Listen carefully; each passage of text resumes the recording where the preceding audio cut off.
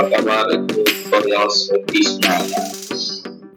Baiklah ya, pada kesempatan kali ini kita akan membahas mengenai statistik, karena ini juga kebutuhan untuk perkuliahan mahasiswa saya. Oke, baiklah ya. Di dalam pembahasan di sini, ya di slide sebelumnya sudah di-share juga. Maka di sini pembahasannya itu adalah mengenai ukuran letak data, kuartil, desil, dan persentil. Jadi di dalam sebuah analisis dan data itu ada yang namanya pengukuran data, ya, perusakan datanya, dan juga bagaimana letak datanya. Di dalam slide kelima ini kita akan membahas kuartil, desil, dan persentil. Nah, di sini ya, untuk berbicara tentang ukuran letak data, apa sih ukuran letak data? Ukuran letak data di sini jelaskan bahwa ukuran yang menunjukkan di mana bagian data tersebut itu terletak pada suatu data dan di mana yang sudah diurutkan. Biasanya kalau kita sudah mengumpulkan data, seperti apa data itu nanti akan kita urutkan. Maka di sini ada yang namanya letak data tersebut. Ada kuartil, ada desil, dan ada persentil. Apa itu kuartil? Di sini kuartil dijelaskan nilai yang membagi data menjadi 4 bagian yang sama banyak. Ada yang dimana di sini masuk ke dalam kuartil bawah yang disebut dengan Q1, kemudian ada kuartil tengah dengan Q2, dan ada kuartil 3 ya masuk dalam kuartil atas. Di dalam kuartil di sini ya itu ada kuartil data yang berkelompok dan ada kuartil yang tidak berkelompok. Nah, mungkin kalian bisa melihat ya di situ ada rumus yang dalam khususnya untuk dari data berkelompok. Misalnya di sini ada letak QI. Nah, QI ini berarti membicarakan kira-kira kuartil keberapa yang akan dicari. Nah, I di sini adalah banyaknya nanti akan kuartil dicari, dan N adalah banyaknya data yang akan digunakan. Nanti dari itu tadi ditambah 1 dan dibagi dengan 4, karena itu tadi adalah menjadi 4 bagian tadi ya di dalam khususnya untuk kuartil. Nah, kemudian data berkelompoknya di sini bisa dilihat ya bahwa untuk pembicaraan dalam data berkelompok kita akan berbicara tentang bagaimana mencari dari Q1 tadi atau QI ya. Nah, di sini ada tepi bawah yang dimasukkan ya, kemudian juga ada interval kelas yang digunakan, kemudian bagaimana frekuensi dari kelas yang digunakan. Nah, ini hampir sama dengan kuartil ya yang membagi data. Cuma bedanya kalau tadi dibagi menjadi 4 bagian, kalau ini dibagi menjadi 10 bagian besar. Ya, dalam hal di sini misalnya desil ini dengan lambangkan D ya. Ada 6 jenis, di sini ada D1, D2, D3 dan sampailah D9. Nah, di dalam desil juga sama ya seperti kuartil tadi, juga memiliki data tidak berkelompok dan juga memiliki data berkelompok. Nah, hanya membedakan di sini dengan kuartil tadi ya, bagaimana banyaknya data desil tadi dicari itu akan dibagi dengan 10 nih ya. Nah, jadi dibagi dengan 10 bagian, kalau tadi dibagi menjadi 4 bagian. Kemudian yang berikutnya ada persentil ya. Persentil juga sama cuma di sini merupakan nilai yang membagi menjadi 100. Tadi 4, kemudian 10, sedangkan persentil masuk ke dalam pembagian 100 ya. Ya, di mana di sini biasanya disingkat dengan lambang P ya. ada PI dan I, N plus 1 dibagi dengan 100. Kemudian data berkelompoknya sama seperti tadi, hanya membedakan di mana di sini hanya pembagiannya dia ada dibalik khususnya 100 nih ya, bisa kalian lihat di sini. Kemudian dengan orang tadi bagi dengan misalnya di sini kuartil ya, contoh dari kuartil data tidak berkelompok. Soalnya misalnya begini contohnya, tentukan nilai kuartil bawah dan kuartil atas dari data berikut. Nah, di situ ada beberapa data ya yang memiliki lebih dari 1, 2 dan seterusnya.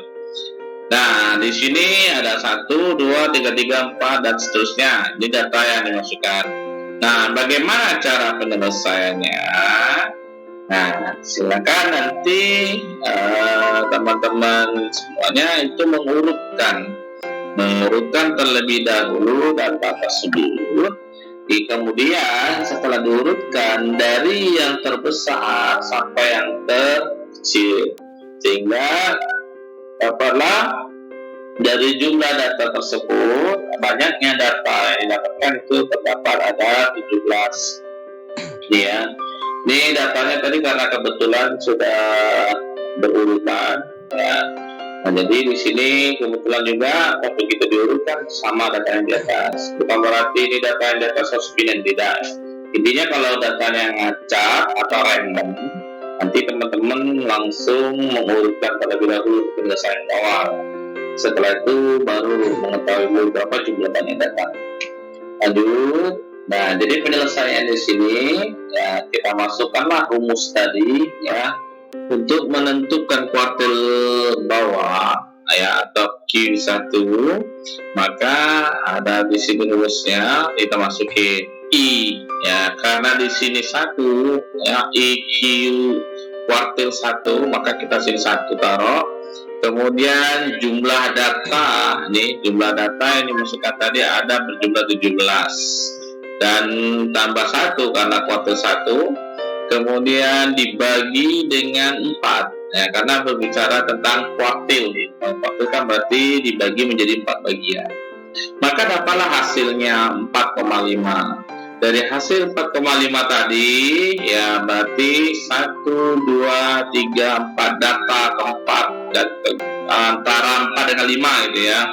Berarti di sini dapat rumus ya di hasil tadi jumlah dari X4 berarti ditambah dengan 0,5 nanti data dari khususnya kuartil atas dan kuartil bawah itu ditambahkan.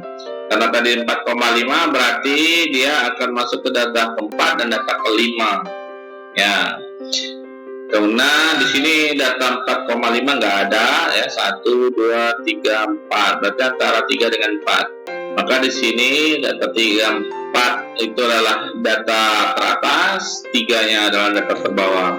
Maka di sini ada X5 plus X4. Maka data tertinggi dan juga data terbawah itu dikurangi. Nah, dapatlah hasilnya di sini untuk kuartil 1 itu 3,5. Kemudian kuartil 2 di sini tengah berarti ya. Maka di sini dapatkanlah ya kuartil 2 berarti I-nya itu 2 ya. Kemudian 17 plus 1 dibandingkan 4. Maka dibandingkan di sini dapat 36 dibanding 4 dapat 9. Itu adalah kita lihat nih itu 9 ya, berarti di data ke-9 itu adalah 7 ya. Kemudian juga begitu kita ambil dalam untuk maka dapat dari sini ya hasilnya 13,5 dari data kuartil ketiga itu, maka dapat di batas bawah dengan desil, kemudian disuruh cari desil kesatuan terlebih dahulu, kemudian baru kita hitung sesuai dengan desil ya, berarti dibagi menjadi 10 bagian ya. Sini dapat rumus, maka dihasilkan ada 1,1. 1,1, maka di sini ya desil saat pertama terletak di urutan ke 1,1 tadi, sehingga antara data pertama dan data kedua, itu data keduanya adalah data tinggi dikurangi dengan data terbawah, ya x2 nya data teratas, x1 data terbawah, maka dapatlah hasil dari desil 1, ya desil ke 1 tadi itu 4,1. Nah, kemudian bagaimana mencari desil keempat? Atau diurutkan data keempat. Maka dapat di sini desil 4, ya, itu hasilnya adalah 4,4. Nah, setelah didapatkan itu, ya 4 kali dengan 10 ke 1 dibandingkan dengan 10, 44 dibagi dengan 10 maka hasilnya 4,4. Dan dalam hal di sini, ya, maka kita sudah mengetahui berarti urutan desil 4 itu ke 4,4, maka dari batas bawah dan batas atas tadi, ya berarti diurut, itu berarti data keempat, maka data keempat itu akan dikurangi dengan data kelima sebagai batas atas, maka data keempat itu sebagai batas bawah, nah itu akan dikurangi dan dapatlah hasilnya di sini ke 6,4. Oke, lanjut berbicara tentang persen data tidak berkelompok persentil. Tentukan persentil ke-30 dan persentil ke-75 data tersebut. Nah, di sini kita dapatkan ya persentil data 30, maka dapat hasil 30 ini dibagi 100 dapat 3,3. Dari data ke-3,3 maka di sini ditemukanlah bahwa dari persen 30 itu 5,3. Ya, tidak dari mana? Ini tadi ada batas X4 atau data keempat dan juga data ke-3. Karena kan posisi data ke-3,3 itu antara data ke-3 dan data keempat. Jadi P30 itu adalah 5,3. Dan persentil ke-75 maka dapatlah sini hasilnya 8,25. Jadi dapatnya dari urutan data 8,25 tadi, ya, maka dari persentil 75 dari data 8,25 tadi ditetapkan, berarti 8,25 itu posisi datanya adalah posisi data yang ke-8 atau X8.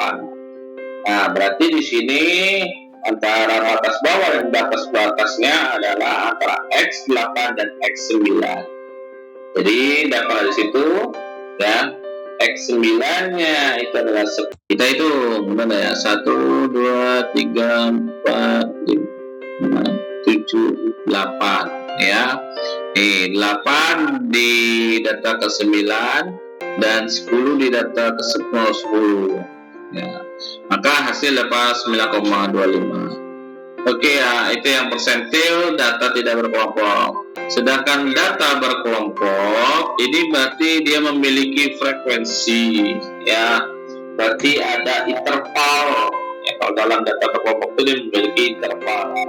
8,2 sampai 7,24 itu ada 2 orang yang mendapatkan 72. Cari dari kuartil 1, 3, 6, desil 6 dan persentil 50. Berapa datanya? Nah, dicari dulu frekuensinya ya. Setelah dapat berarti 2% dalam data pertama, 7% data kedua dan seterusnya. Dan ya hasilnya dapatlah kuartil pertama dari adalah 73,23. Nah, bagaimana penyelesaian data kuartil ini? 3 ya, kuartil 3. Kalau tadi kuartil 1 ya. Kemudian ini adalah kuartil ketiga. Dan keduanya dengan rumus seperti tadi ya, karena ini masih kuartil, maka kita masukin rumus kuartilnya. Dan hasil dari kuartil ketiga, maka dapatlah hasilnya di sini 73,89. Oke, selanjutnya yaitu data 10 bagian ya. Oke. Maka di sini yang langkah pertama yang dilakukan adalah menentukan kelas yang memuat nilai desil ke-6 yang terletak di 60% atau lebih kecil, sehingga menggunakan kelas 6 ya. Nah, berarti kelas 6 itu berarti saya 1, 2, 3, 4, 5, 6. Nah, berarti antara 57 dan 80. Oke, lanjut menghitung dari desil ke-6 nya, maka didapatkanlah hasil 73,69. Artinya dari 60% dari observasi yang didapatkan tadi itu lebih kecil dari 73,69. Maka di sini dia posisinya di sini, ya kan? Antara dari frekuensi dari 73,4 dan juga 73,7. Oke, lanjut. Ya, data persentil berkelompok 50. Nah, langkah pertama menentukan kelas yang memuat nilai persentil 50. Nah, berarti di sini langkah keduanya lanjut, ya kan? Nah, langkah keduanya kita masukin dari rumus, maka didapatkanlah di sini terletak untuk batas LU-nya tadi itu ada 73,35, berarti posisinya di sini. Ya kan, 73,35 nih. Ya kan, karena dia posisinya adalah persentil 50. Berarti 50 antara 30 dengan 57. Maka dia posisinya di antara apakah 13 frekuensinya atau 27. Oke. Nah, di sini masukinlah ya data tadi, ya hasilnya dapatlah dari persentil 50 itu adalah 73,57. Artinya 50% dari observasi mempunyai nilai sama atau lebih kecil. Ya, demikianlah ya. Jadi dapat sebuah kesimpulan bahwa ukuran letak adalah ukuran yang menunjukkan pada bagaimana data tersebut itu digunakan dalam sebuah data yang kemudian data tersebut itu diurutkan. Dalam hal di sini ukuran letak datanya terdapat kuartil, persentil, desil, ya. Yang dimana dari khususnya ukuran data tadi itu bisa dikategorikan ke dalam data berkelompok dan data tidak berkelompok.